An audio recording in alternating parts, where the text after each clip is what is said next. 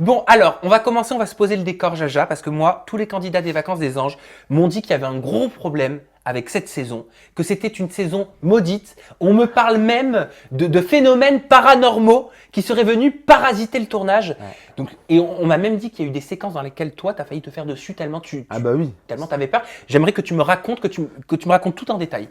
Ok. Je t'écoute.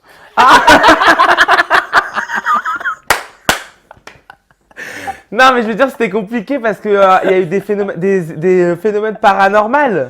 Des phénomènes paranormaux. Paranormaux. Mais qu'est-ce qu'il y a eu? Bah, en fait, je sais pas, il y a le parrain qui nous avait annoncé qu'il y a la voyante, il y a une voyante qui allait venir nous voir un soir. Oui. Et avant qu'elle arrive, eh ben, il y avait des coupures d'électricité dans la maison. L'eau, elle s'est arrêtée de couper. Elle s'est arrêtée de couler. Est-ce que c'est pas la prod qui l'a fait pour vous faire peur? Non, pas du tout, parce que eux aussi, de leur côté, tout s'était éteint. Oui, parce Ça que veut dire que ça leur rendait pas service.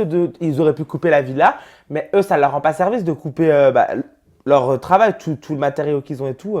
Mais qu'est-ce qui s'est passé? À quel moment, toi, tu as eu très peur? Parce que Jordan me parlait d'une sorte de chapelle, d'une sorte de cathédrale avec des photos anciennes. Sarah me parle d'électricité, de téléphone portable qui s'éteint, d'ordinateur de journaliste qui s'éteint d'un coup. Bien sûr. Toi, tu l'as Bien vécu sûr. tout ça?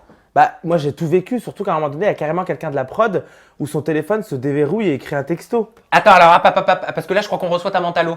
Donc, je te donne ta petite mentalo. J'ai chaud, Merci, en plus. t'as chaud, tiens. Et puis, tu peux Merci. continuer à m'expliquer. Tu sais que c'est pas bon trop de sucre, hein, le sirop. Ouais, hein. mais de toute façon, moi, je suis plus à ça près. Hein. Bon, alors, vas-y, c'est quoi cette histoire de texto? Oui, en fait, déjà, il y avait des tablettes qui s'éteignaient Ouais. toutes seules. Il y avait la télé qui s'éteignait, qui s'allumait. À un moment donné, toute la nuit, la lumière s'allumait, s'éteignait, l'eau, elle coulait, elle s'arrêtait de couler. Enfin, ça faisait vraiment peur. Et tout ça, c'était sur plusieurs jours. Donc, au début, nous, on a tout mis sur la voyante.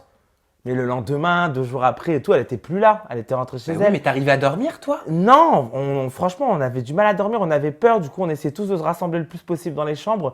C'était vraiment spécial. Et celle avec qui ça aurait pu être paranormal aussi, c'est Fred. Mais là, c'est pour d'autres raisons. Hein. Parce que Fred, elle, alors bon, tu vas me dire, elle t'a pas non plus super bien réveillée, parce qu'elle t'a réveillée avec un verre d'eau dans la tronche, et on sait que toi, forcément, va falloir que tu te venges. Mais là, est-ce qu'il n'y a pas une démesure entre un verre d'eau et 2 litres de shampoing? Non, c'est pas ça. C'est qu'en fait, moi, j'aime bien dormir le matin. Et si on me sort du lit comme ça rapidement, ça m'énerve. Et du coup, elle m'a réveillé avec un verre d'eau.